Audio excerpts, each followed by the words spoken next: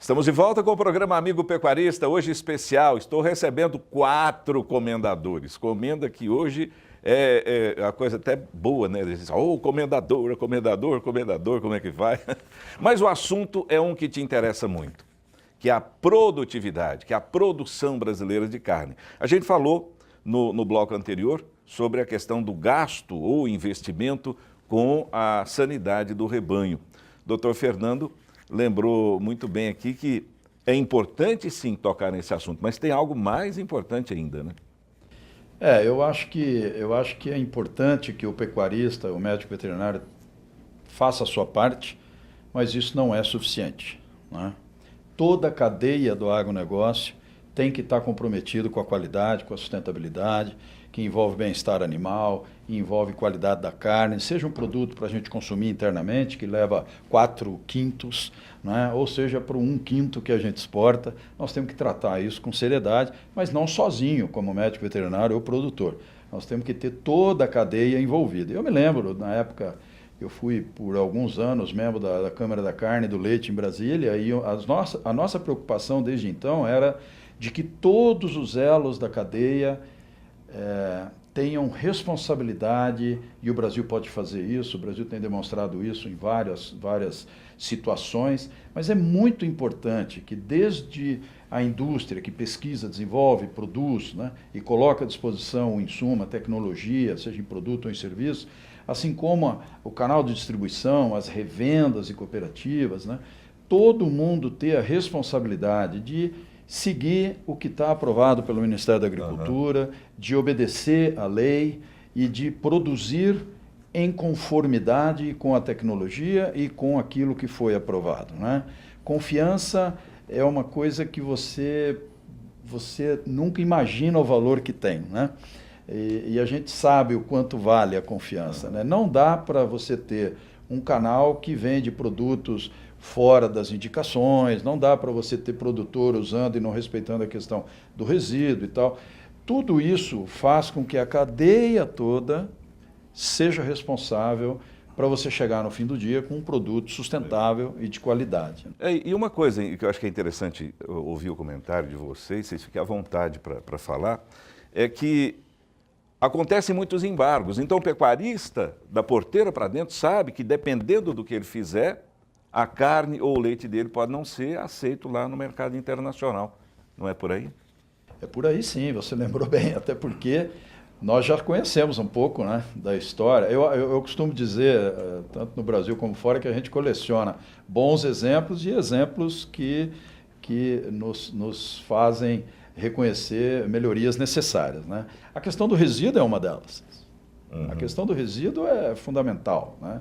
Então você imagina, por exemplo, o Brasil, José lembra que há alguns anos, já há vários anos, né, proibiu o uso da cama de frango na alimentação. Então, né? Você imagina o produtor continuar usando, né, com todo o risco que ela traz, e a gente sabe que dá para dar um destino muito válido para a cama de frango, não precisa ser na alimentação animal, né? Você imagina se desviando produtos de outros setores para usar na produção animal, quer dizer, que risco é esse, que responsabilidade é essa, né? A gente sabe que a indústria desenvolve, pesquisa, o Brasil tem a Embrapa, que é um orgulho, a gente fala dela por aí e cheio de orgulho, né? Tudo isso geram tecnologias excelentes. Agora, imagina se, através do canal, isso não for respeitado, né? Então, não basta o produtor e o médico veterinário estarem comprometidos com a produção em conformidade. É preciso que todos os elos da cadeia estejam comprometidos. Até porque a consequência de uma escorregada aí, ela pode ser muito séria, né?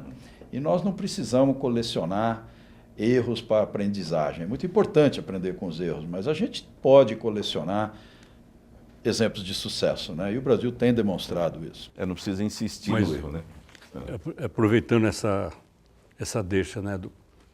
Acho que foi uns 2 ou 3 anos, né, doutor Joselli, que teve uma mancada lá do Ministério da Agricultura, que o sujeito pegou uma amostra de uma vaca de 12 anos que morreu no Paraná, e uns 4 anos depois ele ainda estava fazendo respiração boca a boca no problema que a vaca podia ter tido coisa de vaca louca, não sei o quê.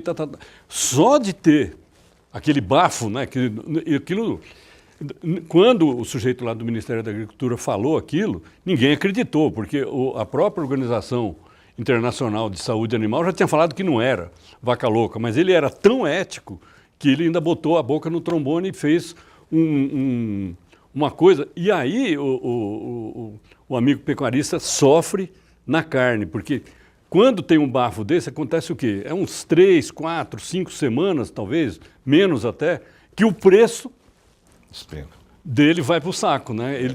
O frigorífico estava te pagando R$140, aí acontece uma coisa infeliz dessa, durante alguns dias o negócio vai para 122. E aí a figura do atravessador e tal coisa, quem será que ganhou? Quem foi o grande interessado nisso aí? Certamente não foi o consumidor brasileiro. O Brasil, então, foi extremamente prejudicado, mas alguém ganhou na cadeia, né? E nesse caso é muito fácil de identificar, né? Porque a porteira para fora, né, como todo mundo fala, seja na carne, seja no leite, seja no milho, floresta, né? Eu estou, por exemplo, envolvido em floresta. Meu Deus do céu, a cadeia para o lado de fora é muito concentrada. Então, qualquer mancada, qualquer deslize, como o Fernando falou, é um desastre para quem está da porteira para dentro. A nossa preocupação aqui, para nós que vendemos para você todo dia, queremos vender todo dia, queremos vender o ano que vem, né? Como a gente fala toda hora aqui, a gente não vende piano, né? Que piano, por exemplo, a esposa do Dr. José é pianista, né? Mas comprou quantos pianos na vida, Dr. José? 2? 2. 2, né? Mas isso é uma exceção, 3. porque a dona Regina é uma pianista aplicada e gosta de muito de piano. Nós não, nós temos que vender para você toda semana, ou todo mês pelo menos. Quando é gado leiteiro, toda semana, todo mês, entendeu? Então, a nossa preocupação é com o nosso cliente. Quem faz a máquina aqui girar é o nosso cliente. E essa questão da responsabilidade, toda hora a gente fala disso. No leite, então, é muito comum as infrações e tal, e água, e leite inadequado, que no fim, você pega, digamos, 5 litros de leite inadequado, contaminam um tanque de 4.000. E você tem que fazer o quê? Jogar fora 4.000 litros de leite por causa de uma mancada que, às vezes, é aquela coisa tão medíocre, tão ruinzinha, né? tão pobre, né? Mas que gera um prejuízo que afeta todo mundo. Né? Aliás, o senhor recebeu em sua casa para o almoço, lá na Flórida, um moço que era proprietário de um laticínio aqui. Ele falou, olha, se o leite tem um problema de antibiótico, meio litro que seja de leite, se misturou no tanque, eu não consigo fazer queijo. Quer dizer, então, o prejuízo para o laticínio também acaba sendo muito grande, né? E não tem nem como resolver esse problema. Mas o senhor, doutor José, o senhor sempre esteve envolvido no Ministério da Agricultura, foi secretário de Defesa Agropecuária, né?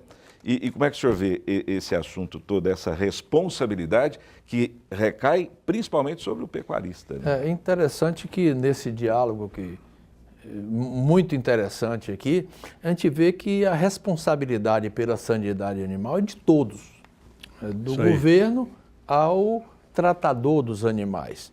E esse ano de 2018 vai ser um ano significativo para a pecuária brasileira, porque o Brasil vai ser reconhecido internacionalmente pela OIE, no próximo mês de maio, e com fé em Deus eu vou estar lá na OIE, como livre de febre aftosa, todo o país, com vacinação, com exceção do estado de Santa Catarina, que já é reconhecido livre sem vacinação. Isso é significativo, porque certamente com esse novo status, o Brasil vai ter maior fluidez de atender a demanda nacional e também os requisitos internacionais de exportação. A responsabilidade é de todos. Eu lembro que não tem muito tempo que teve um foco no Pará e o Paraná foi proibido de exportação. A gente vê o tanto que um pecuarista, alguma coisa não bem feita num estado tão distante pode contaminar outro estado. A mesma forma, o foco de Carreiro da Várzea é no estado do Amazonas, que foi um vírus C que há muito tempo não tinha no Brasil e que hoje já um estudo para, inclusive, suprimir da vacina o vírus C. Mas isso veio fazer com que despertou que a vigilância sanitária em todos os níveis devem ser reforçadas.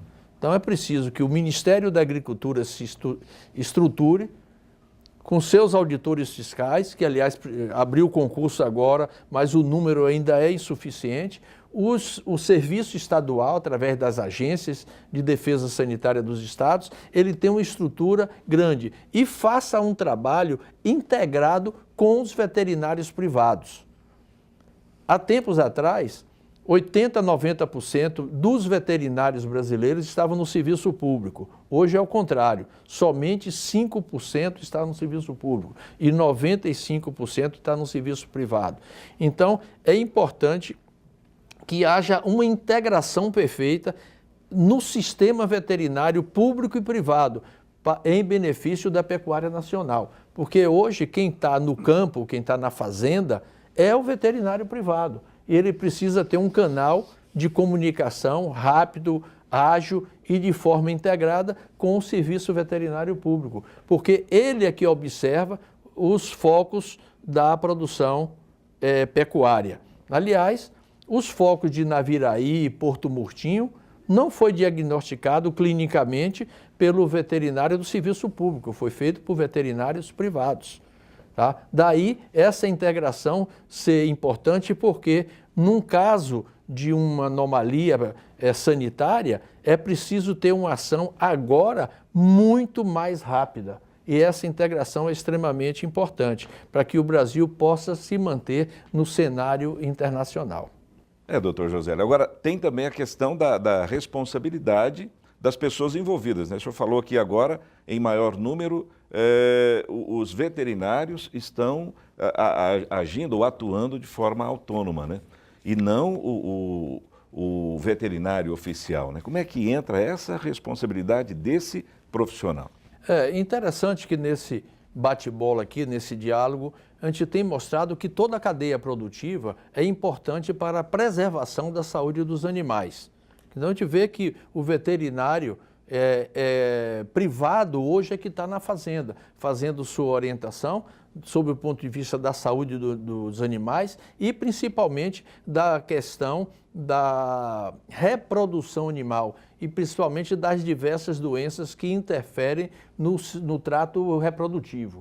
Isso é importante. E esses veterinários, às vezes, fazem um exame consciente, um exame clínico perfeito e até é comum hoje no campo o uso da ultrassonografia para identificar alguns desvios ou lesões do trato reprodutivo e ele faz a prescrição. Mas quando o proprietário chega numa revenda de produtos veterinários que apresenta a receita do veterinário que lhe atendeu na sua fazenda, o balconista diz, não, dá esse aqui que é mais barato. E às vezes entrega produto que é desaconselhável para a saúde dos animais. Isso é comum. Daí a importância da integração também dos conselhos de veterinária, do Conselho Federal como órgão normativo e dos conselhos regionais que estão em todos os estados, também através de suas delegacias, façam regular fiscalização, inclusive sobre os responsáveis técnicos, para ver se não há desvio de conduta do balconista, que está até prescrevendo medicação de forma até criminosa, errada, porque eles não têm o exame concreto dos animais para fazer uma prescrição correta. Isso é importante, que toda a cadeia produtiva seja responsável.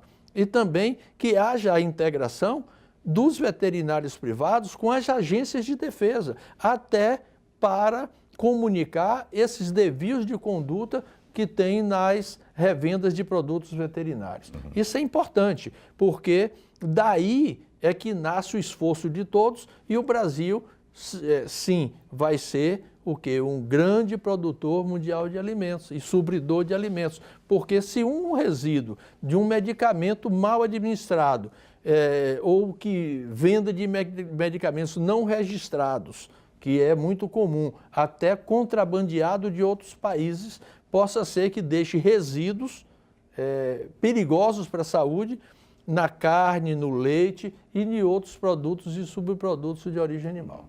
Doutor Fernando estava falando também a respeito desse assunto, né, da importância, inclusive, do pecuarista ouvir mais o médico veterinário, que é para o bem do próprio pecuarista. O que a gente costuma recomendar é que você delega para um técnico, um amigo pecuarista, delega para mim, eu sou seu médico veterinário, mas quando eu não estiver presente e quando você for comprar um medicamento numa revenda, você tenha certeza de que aquilo esteja em conformidade com o uso que você vai fazer. Porque sabe o que vai acontecer? A responsabilidade não vai ser de ninguém mais, senão sua, se o seu gado voltar com resíduo de uma casa de abate, né? E nós sabemos bem o que é quando a gente tem parte de rebanho condenado. A gente sabe bem o que é quando a gente entrega lá todo dia, né? Está entregando 2.000, 2.500 litros de leite, e aí, de repente, perde uma tancada, como a gente brinca. Então, eu acho que o americano costuma dizer trust and verify, né? Quer dizer, você acredita, mas dá uma checada, né? Você ou o seu funcionário, seu capataz, qualquer colaborador da sua propriedade, quer dizer, vocês estão pegando alguma coisa na revenda, né?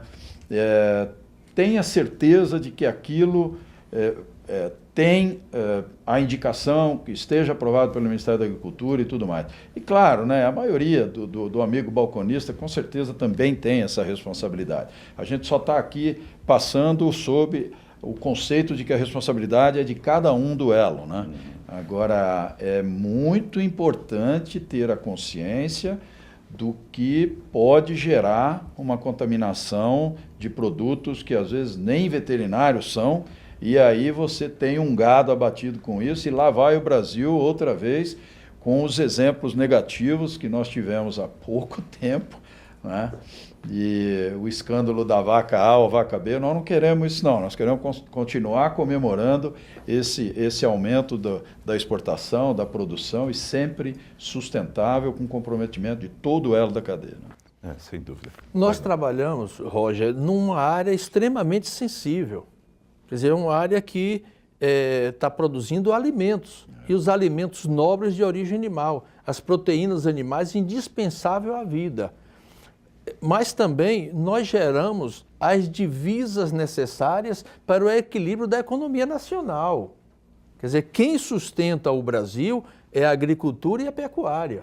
Quem sustenta a economia brasileira. Você imagina, há poucos dias, na Avenida Paulista, 2 milhões de pessoas protestando contra as políticas de governo. Imagine esses 2 milhões de pessoas famintos. 2 milhões de famintos. O que seria? Tá? Eu estou citando a Avenida Paulista, que teve uma marca especial, mas isso aconteceu no Brasil inteiro. Quer dizer, se nós não tivéssemos alimentos suficientes para equilibrar a alimentação do Brasil, o Brasil estava em convulsão hoje. Quer dizer, a pecuária brasileira, juntamente com a agricultura, é um fiel de equilíbrio da política nacional, da política não somente do ponto de vista econômico, mas também do ponto de vista social. Esse é um trabalho que é interessante. E está na mão do pecuarista o quê? O uso correto, tá? Principalmente o uso sem excesso, porque vai dar resíduo, e também não deve dar subdosagem, porque vai provocar resistência nos animais. Aí não vai ter antibiótico suficiente para curar o animal, como também não vai ter antiparasiticida suficiente, porque os parasitos já criaram resistência. E, além do mais, os antiparasitários, como os antibióticos, você sabe que não são baratos. Então, se der em excesso, você está tendo prejuízo. Também, como se der aquém da dose, também está lhe gerando prejuízo.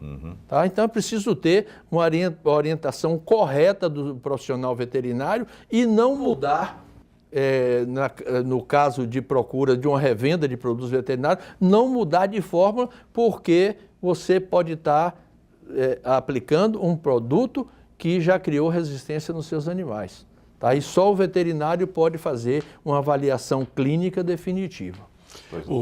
Roger, eu acho que vale a pena ouvir um pouco da doutora Rosália, que é a nossa conselheira mais jovem aqui, porque ela trabalhou logo que saiu da faculdade, né, numa casa de produto veterinário aqui em Anápolis, né? Então, acho que é super interessante ouvir o depoimento dela, o que acontecia naquele tempo, porque era uma raridade Ter veterinário na ocasião, né?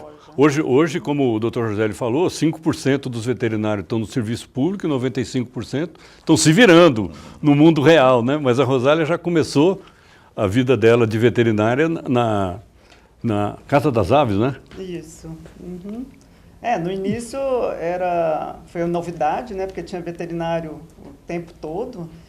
E o pessoal gostava, a loja era bem movimentada e todo mundo interessado em saber o uso correto de produtos.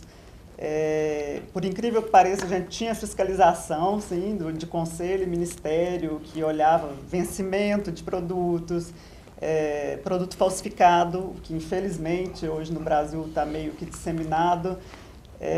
Então a gente tinha essa vistoria e tinha muito interesse dos produtores, né? Animais de pequeno porte, mesmo animais de grande porte também, mas tinha muito essa preocupação de dar o produto certo, tanto para o seu cachorrinho quanto para o seu equino ali, que era de uso utilizava para o trabalho diário, né? E para o gado também. Então, e com isso, assim, e no dia a dia, tudo que o Dr. José falou aqui é verdadeiro, porque o agropecuarista no Brasil é um lutador. Tá? Faça sol, faça chuva, ele está ali, ele está plantando, ele tem que colher, ele tem que rezar, ele tem que usar boa técnica. Então, é um lutador, é um bravo, e é isso aí, todas as profissões são nobres, mas o agricultor e o pecuarista, isso aí, ele tem que levar alimento. Né? Todas as profissões são nobres, mas você tem que ser alimentado por alguém. Então é isso, a gente tem que parabenizar o agropecuarista brasileiro, porque é uma profissão muito digna. A gente vê que tudo vai em cima dele, deu resíduo, deu problema, e às vezes falta um pouco de orientação. Então a gente pede tem dúvida, ligue, peça uma orientação, para não causar esse tipo de problema, resíduo na sua carne, resíduo no seu leite, para que você não tenha prejuízo, né? Porque a gente já sabe que a vida é apertada ali, a produção é apertada, qualquer perda numa cabeça de gado, num tanque de leite, né? Ele pode prejudicar o mês inteiro. Então, a gente está aqui para isso, a gente está para auxiliar no que for possível, claro que vocês sabem muito mais que a gente, mas a gente está do lado do agropecuarista brasileiro. Aliás, tem uma questão até que eu estava pensando aqui. A senhora é responsável técnica pelos produtos da Champion. Deve dar uma angústia terrível, né? Os critérios, os cuidados que a Champion tem. Aqui tem quarentena, tem retém, é tanta coisa, tanto cuidado para que tudo funcione muito bem.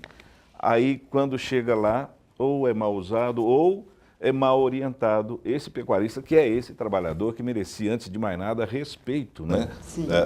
Da indústria, assim como a gente tem certeza que respeita. Uhum. Porque os testes, para você lançar, para um produto ser registrado, né, é uma caminhada bem longa, bem extensa. A começar pela burocracia, né, que segue o trâmite burocrático nos órgãos, né, competentes, e todos os testes que a gente tem que fazer, né, de resíduo, ou seja, em carne, em leite, em ovos, segurança para os animais, né, e vários outros, testes de eficácia, estabilidade. Então é uma coisa muito complexa. E a bula dos produtos não são lidas, né? Você vê que a maioria às vezes faz algum erro, não, mas estava escrito na bula, né? E algum erro que possa acontecer por isso. A gente pede, orienta, leia, a gente manda cartilhas, manda orientações e sempre tem um técnico. Quando ele não vai, né, em alguma propriedade, você pode ligar e pedir orientação. Então, a gente faz todo vamos dizer, o procedimento para que tudo corra bem. Então, mas é sempre bom frisar isso e caso tenha dúvida, ligue aqui para a gente tem prazer em orientar. É claro. Bom, o assunto está muito bom. Alguém quer acrescentar mais alguma coisa? Eu só quero dizer que, como eu já disse antes, né, vamos lembrar que o nosso amigo balconista é um profissional também muito sério, é um profissional, a grande maioria a gente sabe que segue, né? Então, quero deixar isso muito claro, o respeito da medicina veterinária brasileira, o respeito da Champ ao nosso amigo balconista, né? O que nós estamos tratando aqui são aqueles desvios, né? Porque nós queremos exemplificar, então acabamos pegando um elo da cadeia, né? Eu quero deixar isso bem claro, porque nós temos bons exemplos e, como eu disse, tem exemplos que, né? Mas é muito, muito importante. Olha, você tocou num ponto, né, que o Flávio fala que o administrador que não mede não é administrador, né? Então, e todo produtor rural tem que ser bom administrador também, né? E eu acho que se você medir um pouquinho, aliás, você já sabe, né? No seu bolso aí, na sua economia, você já sabe que o insumo, né, de saúde animal pesa entre 3% e 5% do seu custo total, né? E vira um investimento pela alavancagem que ele dá em produtividade. Então não é em 3% a 5%, com todo o risco de um erro, que você deveria mexer, né? Então, acho que eu só queria deixar pronto, reforçar esse ponto, né, de que o amigo balconista, ele sabe, ele em geral é um grande profissional e está com a gente, e respeita o elo da cadeia muito bem, né? Mas é importante sempre voltarmos àquele ponto, que todo o elo da cadeia tem que estar responsável, né? Não é só o médico veterinário e a Champ aqui representando a indústria de saúde animal. E é interessante, Fernando, que no início do Programa Nacional de Erradicação da Febre Aftosa, um dos componentes do programa chamava Treinamento e Educação Sanitária e Comunicação para a Saúde. Tá?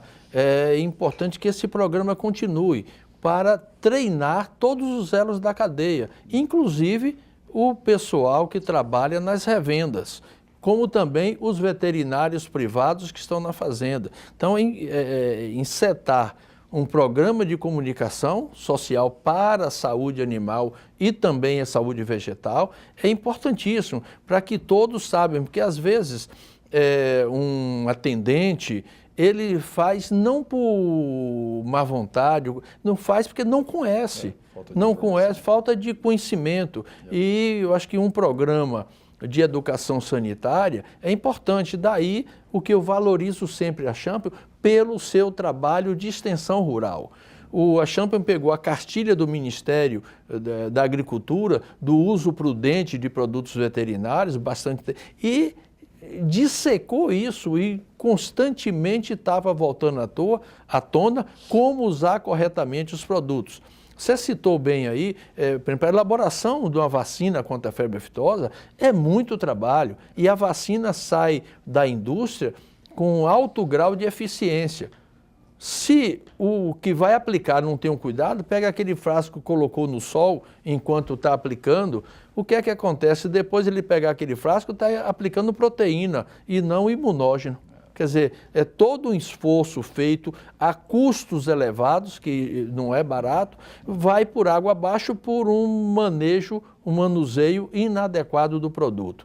Daí é importante, como falou a Rosália, ler atentamente a bula e as recomendações, tá? E usar o produto correto de acordo com a prescrição do médico veterinário. É isso. Tem a questão também do eu não sabia, né?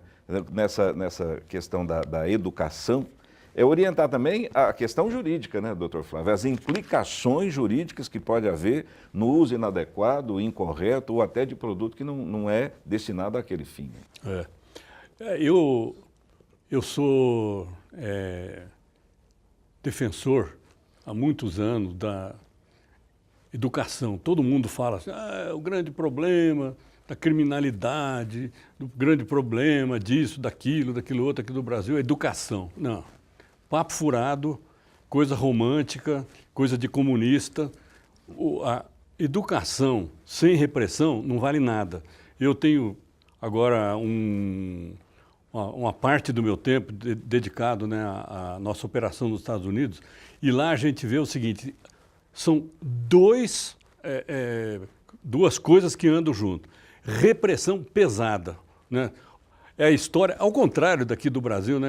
Nós temos aqui no Brasil o seguinte, uma infração, um roubo de até R$ 954, eu estava vendo isso com o nosso advogado aqui, até R$ 954 não é considerado crime. Então, quer dizer, nós podemos chegar, abastecer o carro, né? Gastar lá R$ 240, tadinho, de certo estava precisando de R$ 240. Não, faz 3 coisas dessa, por exemplo, na Califórnia.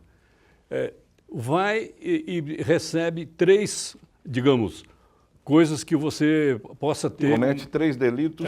3 delitos na Califórnia e em 29 estados americanos. Chama a lei dos 3 crimes. 35 anos de cadeia. Então, Roger, nós precisamos largar de ser romântico, precisamos parar de ser demagogo. Nós não somos pagos aqui para ser demagogo, né? Demagogo é demagogo, nós não somos. Tem que ter educação, sim, mas tem que ter repressão também. E eu acho que o amigo pecuarista, muitas vezes, como nosso amigo lá que mora lá nos Estados Unidos, que vendeu uma empresa de laticínio, quantos fazem por ignorância, digamos, fazer uma fraude com leite, né? E quantos fazem porque querem, de maneira criminosa, aumentar a sua produção? Esse aí, que fez de maneira criminosa, merece uma reprimenda, igual eu faço com a minha netinha? Não, merece cadeia, merece uma repressão pesada, porque é o seguinte, esse camarada é um criminoso, não adianta ficar adorando a pílula. Então, acho que esse ponto foi bem lembrado, porque não é para ficar adorando a pílula, né? Não se engane. Essa coisa aqui no Brasil é uma coisa que precisa ser reprimida de forma enérgica e eficiente. É isso. Gente, eu quero agradecer as presenças de vocês aqui conosco no programa Amigo Pecuarista, sempre nos elucidando, trazendo informações, e para você também, né? Você, nosso amigo pecuarista, fique atento aos seus direitos, mas também aos deveres que você tem, às obrigações que você tem. Muito obrigado mais uma vez a todos pela presença. A gente volta sempre para conversar. Champion, quem usa, recomenda.